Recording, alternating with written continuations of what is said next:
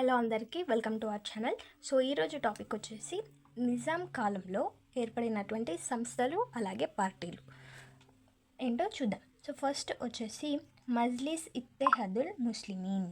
So ఈ సంస్థ 1927లో ఏర్పడింది. అలాగే సెకండ్ వన్ వచ్చేసి హైదరాబాద్ స్టేట్ కాంగ్రెస్ పార్టీ 1938లో ఏర్పడింది. నెక్స్ట్ థర్డ్ వన్ వచ్చేసి ఓయూ వందే మాతర ఉద్యమం. ఇది 1938లో ఏర్పడింది. ఓయూ అంటే ఉస్మానియా యూనివర్సిటీ.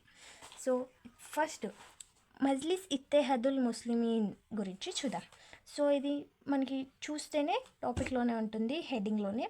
ముస్లిమీన్ అంటే ఇది ముస్లిమ్స్ గురించి. ముస్లిమ్స్ యొక్క యూనిటీ ఆఫ్ ముస్లిమ్స్ అంటే ముస్లిమ్స్ యొక్క ఐక్యత గురించి.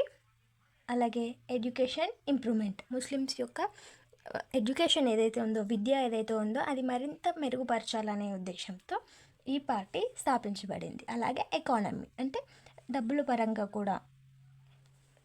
నెక్స్ట్ మజ్లిస్ ఇత్తెహాదుల్ ముస్లిమీన్ని షార్ట్కట్లో ఇక్కడ MIM అని రాశాను.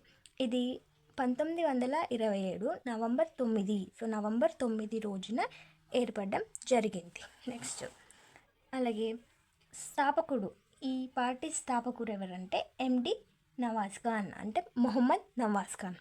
ఈ MIM ప్రధాన కేంద్రం ఎక్కడుంది, ఆఫీస్ ఎక్కడుంది అంటే దారుస్సలాం అంటే దారుస్సలాం దగ్గర ఉంది. ఈ పార్టీ MIM పార్టీ యొక్క ప్రధాన స్లోగన్ ఏంటి అంటే అనాల్ ఈ మాలిక్. అండ్ ఇక్కడ మజ్లిస్ ఇత్తెహాదుల్ ముస్లిమీన్ అంటే MIM యొక్క ప్రధాన ధ్యేయం, వాళ్ళ ప్రధాన టార్గెట్ ఏంటి అని అంటే ముస్లింల హక్కుల పరిరక్షణ, అంటే వారి రైట్స్ని వాళ్ళు కాపాడుకోవాలి అనే ఉద్దేశంతో ఈ MIM పార్టీని స్థాపించడం జరిగింది. నెక్స్ట్ ఈ పార్టీకి అధ్యక్షత వహించింది ఎవరంటే బహదూర్ యార్జంగ్ అధ్యక్షత వహించారు. ఎప్పటి నుండి అంటే 1939 నుండి 44 వరకు. తర్వాత హైదరాబాద్లో హిందూ ముస్లింలు గొడవలు మొదటగా ఎక్కడ జరిగాయంటే ధూల్పేటలో జరిగాయి. సో అందుకే ఇది ధూల్పేట అల్లర్లు అని చెప్పి ఫేమస్ అన్నమాట. తర్వాత ఇక్కడ జనాభా మార్పిడి సిద్ధాంతం అనేది తీసుకురావడం జరిగింది. ఎవరు అంటే అబ్దుల్ లతీఫ్ గారు తీసుకురావడం జరిగింది. ఈ ఏంటి అనంటే జనాభా మార్పిడి ఏంటి అనంటే Muslims shifting to Hyderabad, others from Hyderabad. అంటే వేరే స్టేట్స్లో, అంటే నిజాం కాలం అప్పుడు ఇది మాట్లాడుతున్నాం కాబట్టి అప్పుడు హైదరాబాద్ అనేది రాజ్యం లాగా ఉంది, అంటే అది సపరేట్ స్టేట్ లాగా ఉంది. సో అప్పుడు హైదరాబాద్లో ఉన్నటువంటి ముస్లిమ్స్ అందులోనే ఉండాలి, అండ్ వేరే స్టేట్స్లో వేరే రాజ్యాల్లో ఉన్న ముస్లిమ్స్ ఏమో హైదరాబాద్కి షిఫ్ట్ చేయాలి. అలాగే హైదరాబాద్లో ముస్లిమ్స్ కాకుండా ఇంకా ఎవరైతే ఉంటారో వాళ్ళని వేరే స్టేట్స్కి షిఫ్ట్ చేయాలి. అంటే ముస్లిమ్స్ అందరూ హైదరాబాద్లో ఉండాలి, ముస్లిమ్స్ కాని వాళ్ళందరూ వేరే చోట ఉండాలి అని చెప్పేసి ఆ సిద్ధాంతాన్ని ఇక్కడ తీసుకురావడం జరిగింది. నెక్స్ట్ చూస్తే ఖుదా ఓ దిన్ నహీ ఆయే. సో ఖుదా ఓ దిన్ నహీ ఆయే అని చెప్పేసి ఒక ఆర్టికల్ని న్యూస్ పేపర్లో నరసింగరావు అనే వ్యక్తి రాయడం జరిగింది. సో ఖుదా ఓ దిన్ నహీ ఆయే అంటే ఎవరు ఎక్కడికి వెళ్ళకూడదు, ఎవరు ఎక్కడికి రాకూడదు అని చెప్పేసి నరసింగరావు గారు ఆర్టికల్ రాయడం జరిగింది. తర్వాత వరంగల్లో 1943లో ఈ MIM పార్టీ యొక్క యానివర్సరీ జరిగింది.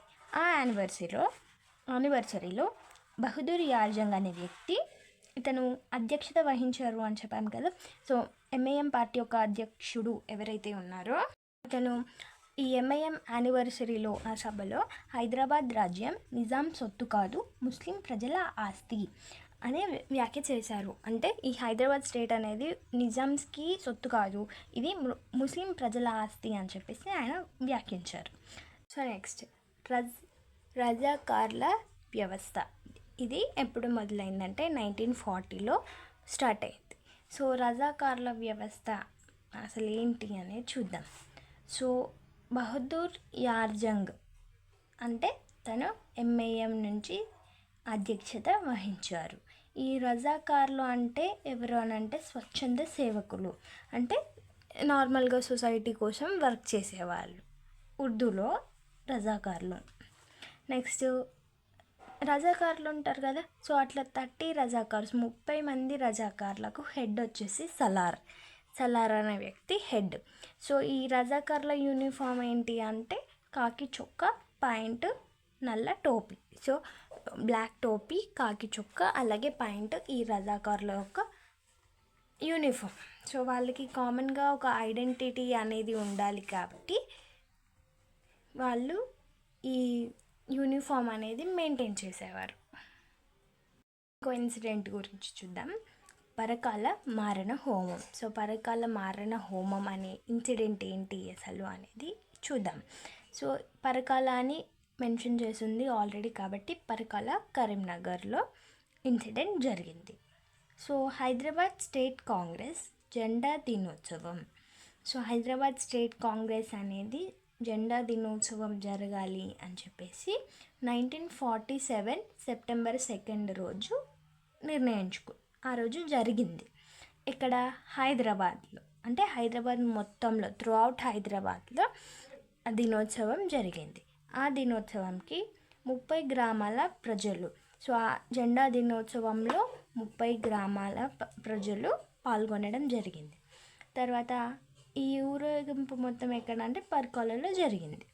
దీనికి లీడర్ వచ్చేసి దగ్గు వీరగోపాల్. సో ఈ దినోత్సవం మొత్తానికి జెండా దినోత్సవం అంటే జెండాని ఊరేగిస్తారు.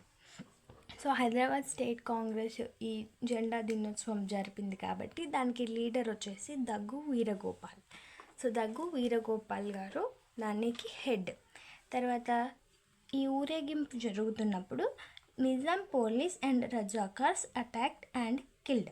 సో నిజాం పోలీసులు, రజాకార్లు ఇద్దరు ఒకటయ్యి, ఎందుకు ఒకటయ్యారంటే నిజాం ప్రభుత్వం ఉన్నప్పుడు రజాకార్లను, అంటే ఈ రజాకార్లు అనేవాళ్ళు నిజాంకి సపోర్ట్గా ఉంటారు అని చెప్పి అప్పుడు ఈ రజాకార్లు అలాగే నిజామ్స్ ఒకటైపోయారు. సో వాళ్ళిద్దరూ కలిసి ఏదైతే జెండా దినోత్సవం జరుగుతుందో దానిపైన అటాక్ చేసి దాంట్లో ఉన్న ప్రజల పైన అటాక్ చేసి చంపేశారు.